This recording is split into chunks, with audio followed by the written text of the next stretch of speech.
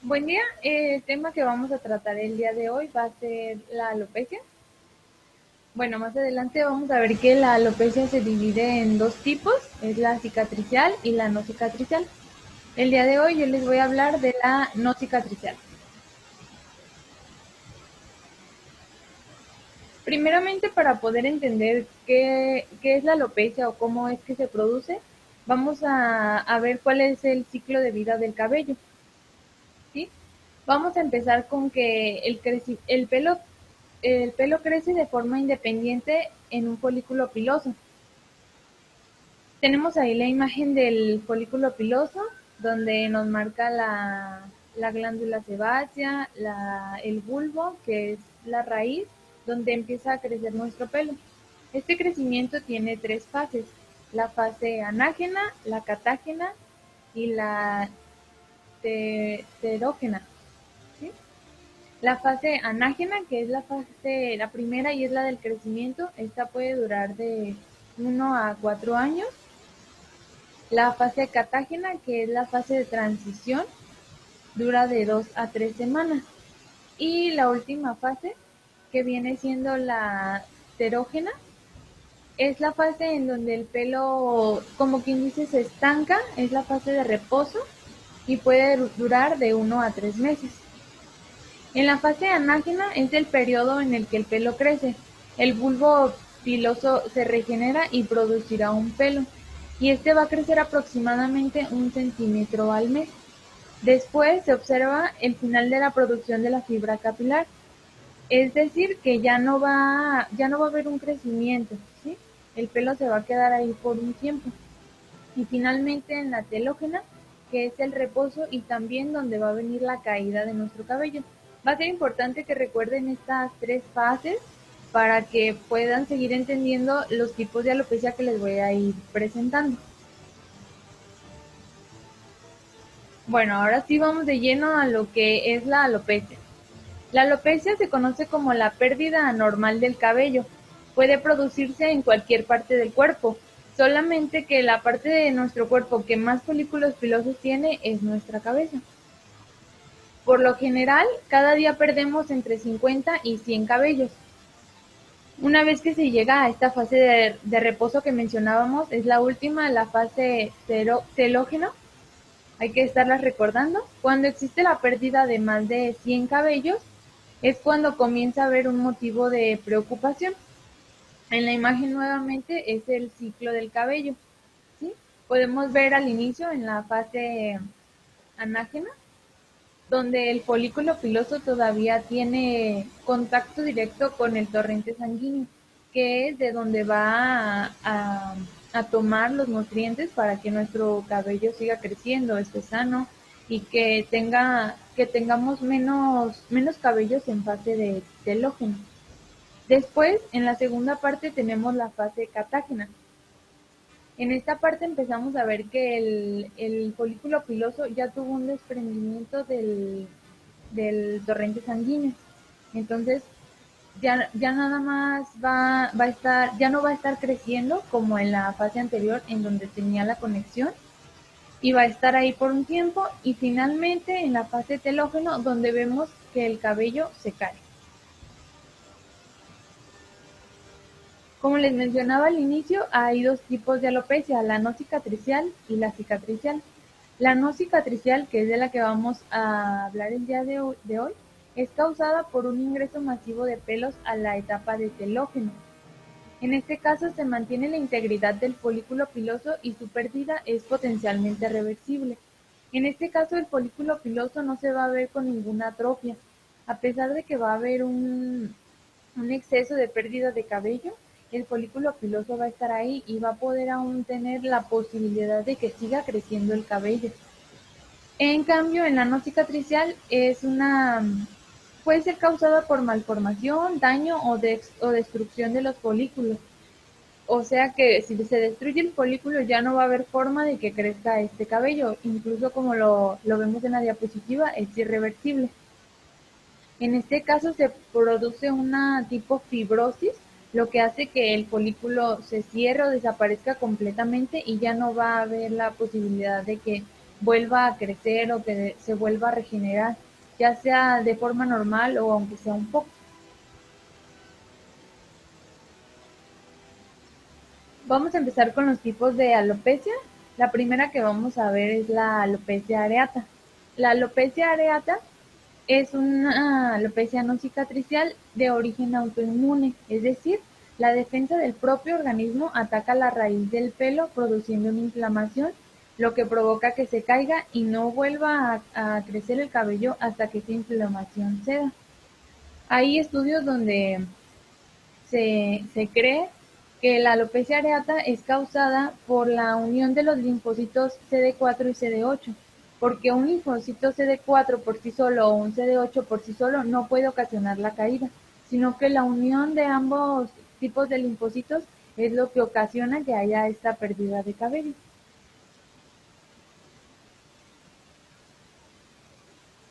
Las manifestaciones clínicas que se tienen en este tipo de alopecia es la aparición de una o varias placas de alopecia. Como podemos ver en la imagen que tenemos ahí, se empiezan a ver en la parte de abajo esos pequeños círculos, después arriba tenemos áreas más grandes ya sin pelo. Generalmente estas placas son de forma redondeada, la piel se ve lisa o de aspecto amelocotonado. Los bordes de progresión poseen pelos peládicos. ¿Qué son estos pelos peládicos? Son pelos cortos y de mayor grosor en uno de sus extremos, o sea que alrededor de la placa que se va a generar van a estar estos pelos peládicos. Van a ser muy cortitos, no van a tener un crecimiento normal ni tampoco un grosor normal. Simplemente incluso se pueden ver puntos negros o incluso amarillos. Y estas lesiones se van a presentar generalmente donde haya mayor, mayor folículos, que puede ser la piel cabelluda, la barba, cejas, pestañas y la región púbica. Como les mencionaba, la mayoría de estos folículos pues los tenemos en la cabeza y es por lo general donde más podemos notarlo. Una de las manifestaciones muy características también que hay en este tipo de alopecia son las alteraciones gingiales. Estas se van a encontrar en las uñas y se van a ver como si las hubiéramos picado con un alfiler. Se van a ver muchos puntitos. Es una de las manifestaciones más características que tenemos. La alopecia areata también se subdivide en función del patrón y en función de la extensión. Les puse esa pequeña imagen en la parte de abajo, en la parte derecha abajo, donde nos va a ayudar para poder entender cómo es que se subdividen, sobre todo en la ofiásica y en la cisaipo, perdón. Hay que poner atención en donde nos menciona el lóbulo occipital, el frontal, el temporal y el parietal. ¿Sí? Ok, los tipos clínicos tenemos que en función del patrón hay cuatro. El simple. El simple es cuando aparece una única placa y no hay más, o sea, empieza a hacer una, puede ser, bueno, en este caso lo tiene en la parte de abajo, por lo general se puede empezar en la parte de arriba, en la parte parietal. Después tenemos la reticular, esta se caracteriza por distintas placas separadas por ciertas fracciones de pelo, es la característica. Y la ofiásica, esta se encuentra por debajo de lo que vendría siendo nuestra cabeza. Va desde el lóbulo temporal hasta pasando por el lóbulo occipital, ¿sí? Que sería como a la altura de las orejas y lo que conocemos como la nuca. Y después tenemos la cisaifo. Esta va a pasar de forma inversa a la ofiásica. Va a pasar del lóbulo temporal al lóbulo frontal. Va a ser en la parte de enfrente de aquí, como las líneas rojas que lo están marcando. Y en función de la extensión, esa tenemos que puede ser parcial, que vemos ahí que se le ven a unos pequeños mechones de cabello, pero ya empezamos a ver que hay calvicie. Después viene lo que es la totalis o total, que es la pérdida completa del cabello en el cráneo, y la universal, que es la pérdida de cabello tanto en la cabeza como en todo el cuerpo. La diferencia entre la total y la universal es que la total es cuando nos quedamos completamente calvos y en la universal se pierden completamente los vellos de todo el cuerpo. Cejas, pestañas, los vellos en los brazos, en las piernas, completamente todo. ¿Sí? Después tenemos otro tipo de alopecia no cicatricial, que es la androgénica. Esta alopecia se define como una pérdida de cabello en patrón definido. Está implicada por factores hormonales y genéticos y tiene origen tanto en hombres como en mujeres y es conocida como la causa más común de pérdida del cabello. Lo que sucede en esta alopecia es que en la hormona testosterona, que se encuentra en mayor cantidad en hombres que en mujeres, es convertida en dihidrotestosterona. Esto es llevado a cabo por la enzima que tenemos ahí subrayada, la 5-alfa reductasa. Esta enzima es la que la convierte y esta dihidrotestosterona es lo que provoca que el cabello se caiga. Entonces, ¿por qué es que pasa en mujeres si se supone que las mujeres tenemos menor cantidad de testosterona? La tenemos también, pero en cantidades menores. Lo que sucede es que en las mujeres puede haber un desequilibrio hormonal donde la testosterona tenga un elevamiento, incluso va a manifestar otro tipo de problemas clínicos, pero puede suceder por esto. Al aumentar la testosterona pasa la 5-alfa reductasa, que es la enzima que la va a convertir en dihidrotestosterona y puede presentarse este tipo de alopecia en la mujer. Aquí en la diapositiva les puse un pequeño video, un GIF, para que vean cómo es que la testosterona es la hormona que aparecía al inicio en amarillo. Al llegar o al tener contacto con la alfa reductasa, que son esos circulitos azules que vemos, se convierte en dihidrotestosterona. Esta dihidrotestosterona llega a los folículos pilosos y es lo que provoca la caída. Hay estudios donde se ha comprobado al estar estudiando que en estos cabellos se encuentran restos de estas hormonas, la hormona y la enzima. Por esto es que se ha deducido que es a causa de esta reacción que se produce este tipo de alopecia. Lo que provoca la alopecia androgénica es que acorta la fase de crecimiento de los folículos pilosos y las reduce hasta el punto que los nuevos cabellos ya no alcanzan ni el grosor ni el tamaño de un cabello normal, por lo tanto se convierte en vello. El vello hay que recordar que tiene menor grosor, es más corto, no tiene el mismo crecimiento que el cabello normal, que se supone que puede crecer entre 1 centímetro y 2 centímetros al mes, ¿sí? Después tenemos aquí como un patrón entre la alopecia femenina y la masculina. En la parte de arriba tenemos a los hombres que por lo general empieza la alopecia en lo que llamamos las famosas entradas y se va extendiendo a la parte de arriba de la cabeza. En las mujeres lo que más afecta, aunque también pueden ser las famosas entradas, lo que más afecta es la línea central de crecimiento, ¿sí? La miniaturización del folículo piloso y el adelgazamiento del cabello, especialmente en la zona superior de la cabeza, lo que provoca este tipo de alopecia. Los ciclos foliculares sucesivos producen cada vez pelos más cortos y de menor diámetro hasta volverse inaparentes. Se produce un acortamiento de la fase anágena. Esta fase anágena es cuando el cabello va a estar en reposo, o sea, va a estar ahí durante más tiempo y al acortarse brinca rápidamente a telógeno y se cae. Entonces tenemos en la parte de hasta abajo cómo está el crecimiento normal del cabello, muy poblado, abundante, grueso. Después en la siguiente vemos que hay una disminución, en la siguiente hay disminución y acortamiento. Y finalmente tenemos casi un crecimiento nulo y es muy pequeño y más delgado, que es lo que le da esa característica inaparente, como si no estuviera, pero pueden estar nada más que muy cortos y muy delgados. Después tenemos lo que es la alopecia difusa. Esta pérdida de pelo producida al miniaturizar paulatinamente el folículo piloso implica una pérdida gradual del cabello. A medida que se va debilitando y se va haciendo más fino, el cuero cabelludo permanece igual, sin irritaciones ni ninguna alteración. Su principal causa es el efluvio telógeno. Ok, entonces esta alopecia es como la que menos va a atacar, la que menos va a ser agresiva. Se va a producir principalmente por situaciones de estrés, ansiedad, depresión. Mucho va a tener que ver con eso. Y es por eso que les menciono lo del efluvio telógeno. El efluvio telógeno es la caída del cabello de un origen benigna y aguda que se produce por estrés de diferente tipo. Tenemos que puede haber dos tipos de fluvio, puede ser el agudo y el crónico. El agudo es imprevisto, intenso y como consecuencia de un estrés que puede ser breve o muy violento. Puede durar de 2 a 3 meses. En cambio, el crónico, cuyas causas pueden ser problemas de adaptación, los estados de ansiedad, suministro crónico de algunos fármacos y se asiste a una caída de cabello muy alta que puede durar meses o incluso años.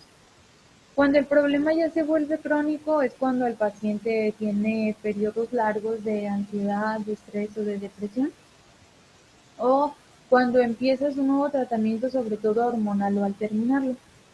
Este efluvio telógeno también es muy característico en las mujeres después del parto y puede durar, como lo mencionaba, meses o incluso años. El diagnóstico de la alopecia se va a llevar a cabo por el médico dermatólogo. Entonces, hay dos características principales en el diagnóstico, que es la historia clínica, que le va a ayudar al doctor, al médico, a saber si hay algún disparador de la enfermedad o determinar la presencia de algún otro desorden clínico. Y la exploración física, que va a permitir establecer el diagnóstico preciso mediante el uso de técnicas como la pilotracción y el signo de Jacquet, o haciendo uso de un dermatoscopio. El dermatoscopio es el que tenemos en la imagen, este pequeño aparatito con un lente y tiene aumento. La pilotracción son tirones para comprobar cuál es la fuerza que tiene nuestra raíz en el cuero cabelludo. Y a diferencia con el signo de Jacquet, este, esta técnica se va a llevar a cabo en el cuero cabelludo.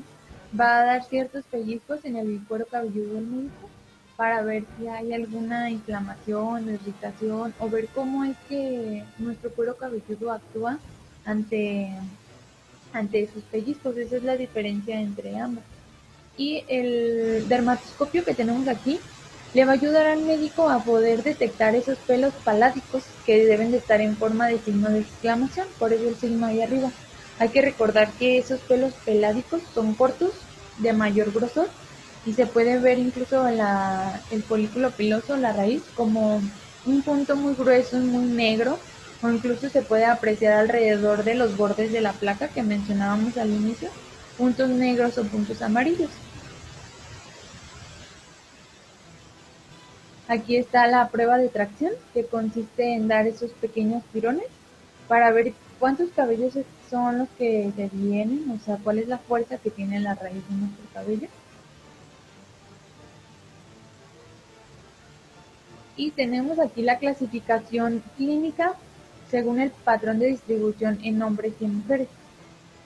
Esta clasificación que tenemos aquí es en la alopecia cuando se presenta en hombres, es la clasificación de Hamilton-Norwood. En la primera parte tenemos que se empiezan a marcar las entradas. Después tenemos que esas entradas van yendo cada vez más atrás. En la segunda A vemos que el cabello de la frente comienza a desaparecer. En la tercera fase tenemos que el pelo de la parte de en medio permanece, pero la entrada cada vez va más atrás. En la 3 vértex se ve como que las entradas no van tan adentro, pero en la parte de arriba de nuestra cabeza empieza a haber pérdida de pelo. Después en la 3A se va produciendo tanto la entrada como la pérdida de cabello aquí, en la parte de la frente. En la cuarta tenemos que hay por completo la pérdida casi de la frente y se comienza a ver una pérdida muy, muy notoria en la parte de arriba. En la 4A hay completamente la pérdida de la parte de la frente. En la 5 se va perdiendo en la parte de atrás. En la 5.2 ya empieza a ver completamente una calvicie. En la número 6 ya nada más queda lo de los lados y muy pocos pelos o vellos que son los que van creciendo arriba. Y finalmente en la 7 solamente va quedando la parte de atrás del cabello, que es muy característica. Y la clasificación de Ludwig, que es utilizada cuando hay calvicie femenina. Este es grado 1, 2 y 3, inicial, moderada y severa. Por lo general en las mujeres este problema inicia en la línea de crecimiento, en la línea central, y se va expandiendo hacia los lados. Claro que también puede presentarse que el problema también se note en las entradas, en la sien, que comience a haber una pérdida, pero es más común que en las mujeres haya pérdida primero en la línea central de crecimiento. En la primera vemos que es muy poco notoria, en la segunda ya se empieza a ver esta separación, esa falta de cabello, y en la tercera puede ser una pérdida total del cabello. Los tratamientos que pueden ser como los más utilizados o los más conocidos es el minoxidil al 5%.